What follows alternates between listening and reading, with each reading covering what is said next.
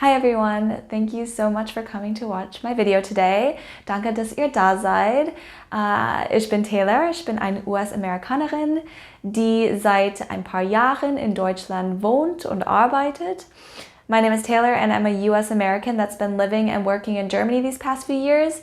And today I want to talk to you guys about a topic that I thought could be particularly helpful to someone that's maybe considering just visiting Germany or moving to Germany, or even just someone that wants to learn German. And that is how I personally became fluent in German. And this is a long and winding process, but I'm going to go through a few of the tips and tricks and ways that I managed to learn German, and what I think is the most efficient way to learn and what I think is less efficient and maybe not as much fun. Just to give you a run through of what I'm going to be discussing today, the different topics, I'm going to start with talking about formal classes. So I'm going to talk about my experience with high school German classes in the United States.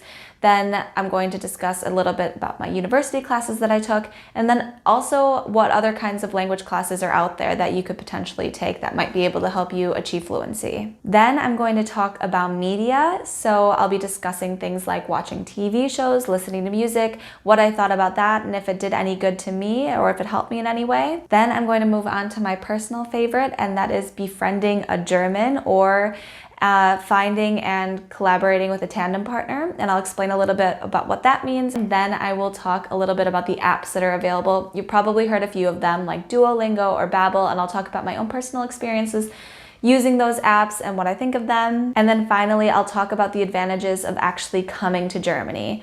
So this includes exchange semesters, exchange years, coming here fully for your degree like I did, or even moving to Germany long term. So I'll discuss a little bit about those options that might be possible for you. Before we dive in, if you haven't already, please subscribe to my channel. It really helps me and it allows me to see that people really enjoy the content that I'm creating, so that would be very much appreciated. Also, before we start, I want to clarify what I mean by fluent. So if you heard my German before, it was grammatically correct. I also approved it by my German boyfriend before I said it because I didn't want to make a mistake and embarrass myself. So in German, I'm what is considered a C1, and this is just according to the standardization that they have in Germany that they use at the university level primarily.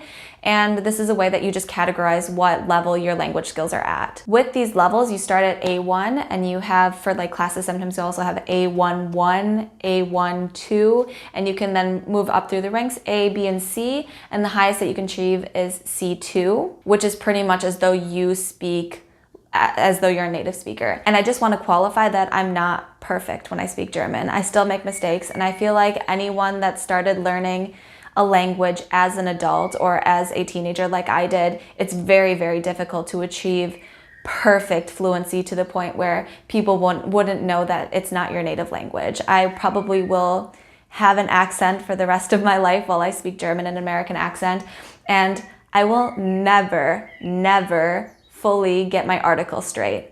Der, die, das, den, dem, des. I'll have to hear it 1,000 times in the correct way for me to really soak it in and be able to parrot it back. So those are things that I still really struggle with, but these small things don't inhibit people from understanding me. I've never really had a huge issue with comprehension from other people when I speak German. Now, of course I did when I was when my German wasn't as good. But now I would say that like my German is technically, according to like the levels C1, I am fluent in German. So yeah, I just kind of want to take you through my experience learning German. Like I said, it was a long process. I started learning German at 13 years old in high school or middle school, like a lot of Americans when they choose a language class. And yeah, let's get started with the first thing then. The first thing would be formal classes.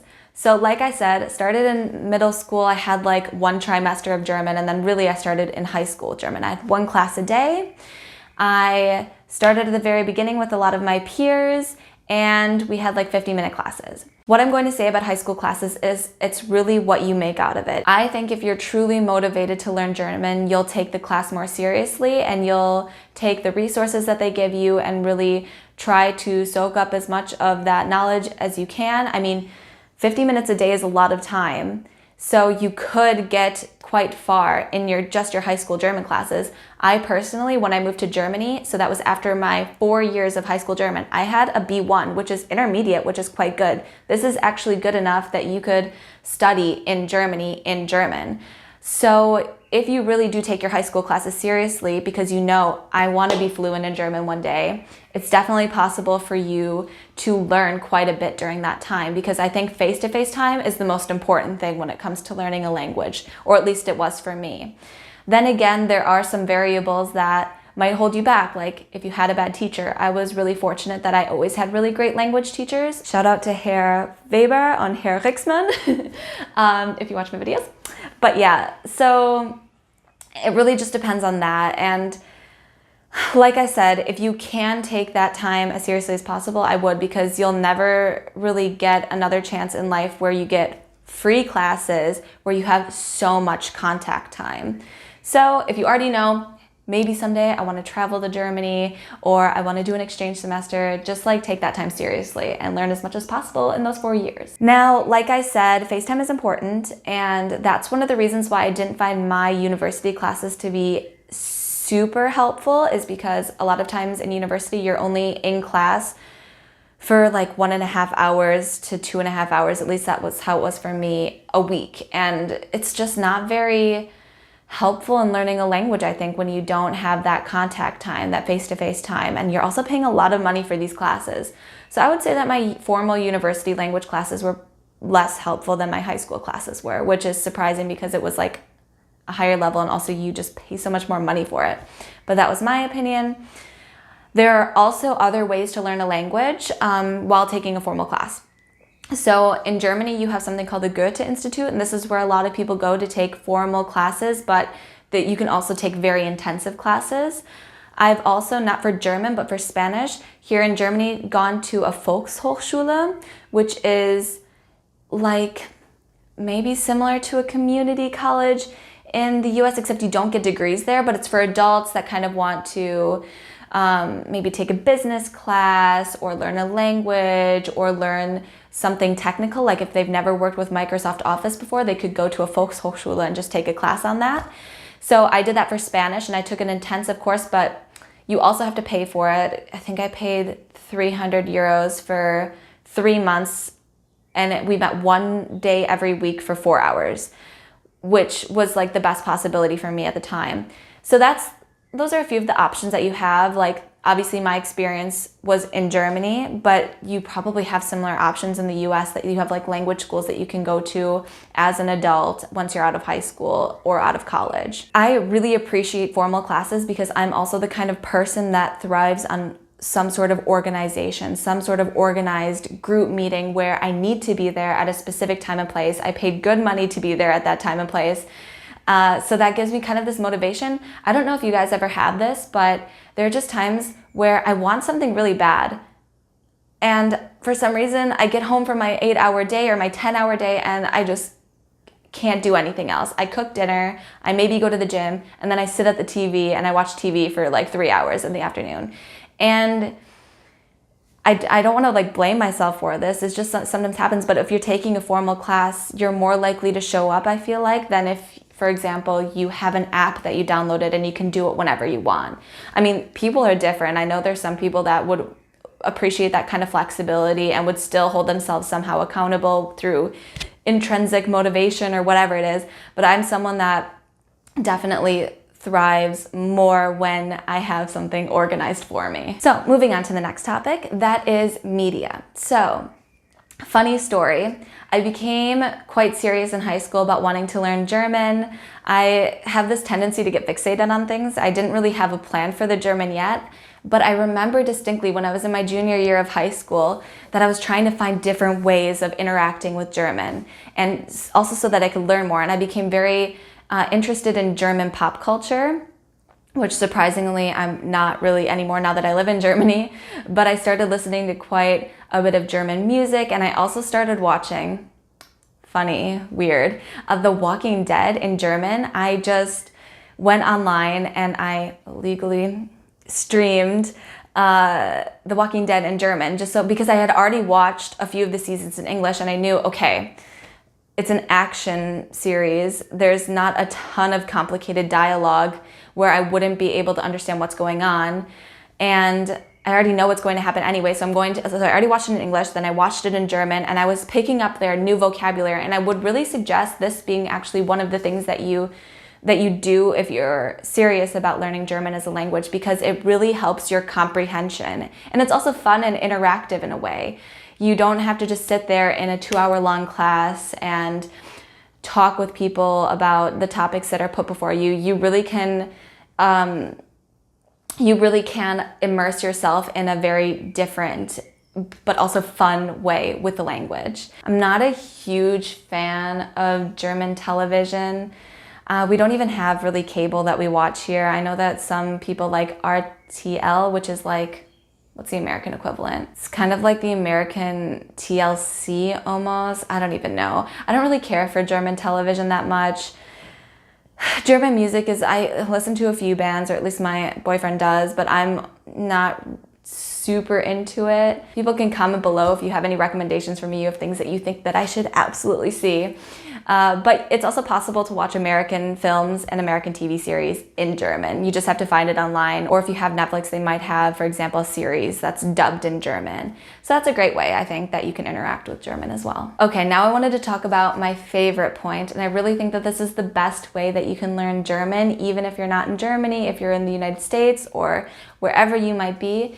If there are Germans at your work, at your university, at your school, whatever it is, seek them out. You don't necessarily have to like befriend them. I think that's a bit fake if you're not actually interested in being their friend, but maybe they're interested in something called being a tandem partner. A tandem partner is just someone that you find that speaks a language that you want to learn, and you speak a language they want to learn, and you sit together over a coffee or over lunch or something like that, and you just pretty much speak half the time in one language and half the time in the other, so both people gain something from that. And I'm assuming that if there's a German in the United States at like a university or something like that, maybe their English isn't perfect and they also want to improve their language. Or maybe you speak a different second language that they would like to learn. I think that this is just a very great opportunity to have some face-to-face contact with someone that speaks the language that you want to learn. I mean, you know, there's 4 main ways that you improve a language or that you learn a language, and that's writing, reading, listening, and speaking. And listening, speaking is, in my opinion, those are the most important things, especially if you're like planning on traveling to Germany and you just like want to be able to have conversations with people. And honestly, get a tandem partner, befriend a German. They always want to speak English as well. They're so helpful, and it's just really the best way. I've never done it with German, but I've done it with Spanish, and I've just had the best experiences, so I would really recommend that to anyone. All right, next is probably my least favorite option, simply because it just personally didn't work for me, and that is apps. So there are a ton of language apps. The 2 biggest would probably be Duolingo and Babbel. And I know with Babbel, you do have to pay for a subscription, a monthly subscription, or also yearly. And Duolingo is a free resource.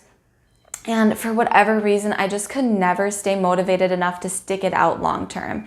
I've done it more for Spanish than I have for German, but I would start doing it and I would get really into it for 2 or 3 weeks, and then I would just peter off, and I had no one to hold me accountable. Even like notifications on my phone, I think they made me feel a little bit guilty that I wasn't doing it, but not guilty enough that I went on doing it. You know what I mean?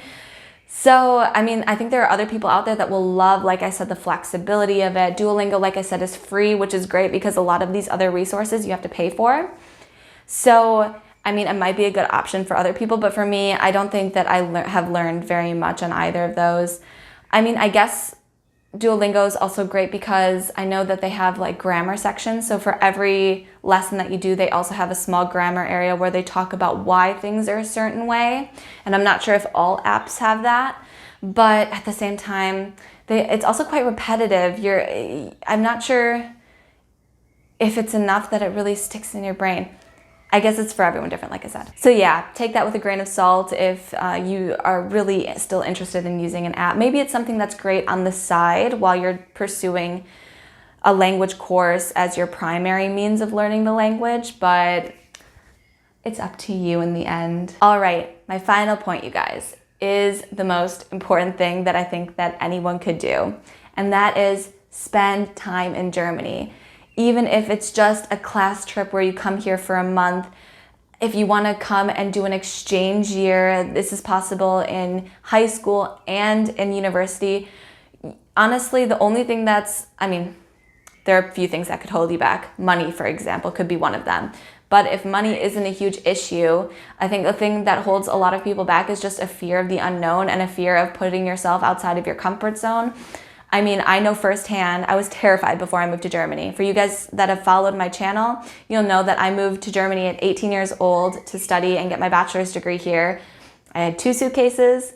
No one came with me. I flew off from Chicago O'Hare Airport by myself, and it was terrifying. But in the end, there are a ton of great resources. I'll actually link a video as to how I moved to Germany and the whole process that I went to, first for university and then as a job seeker. So maybe that'll help you guys as well. But really, just come here. If you are able, if you have the financial resources to, come learn about the culture, come speak German and improve your German skills. I think that this is just the absolute best way that you can learn a language, is to fully immerse yourself 100%. So yes, that would definitely be my number one recommendation for any of you that are out there. Really push yourself outside of your comfort zone. Another thing that I forgot to mention is au pairing. You probably know what this is, but if you don't, it's just where usually a younger person that's taking some time before going to university or between degrees, they'll come to a different country primarily to learn a language or also for adventure, what have you, and they'll watch after children, and that'll be kind of their full-time job.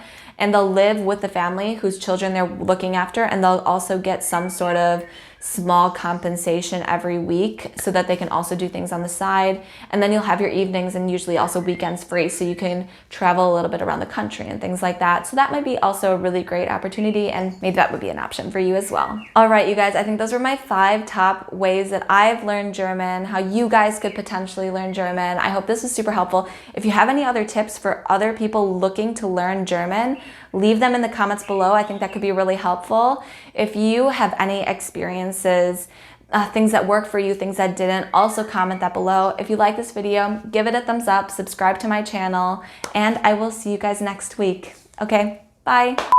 Before I dive in, if you haven't already subscribed to my channel, I would very much appreciate it if you did so.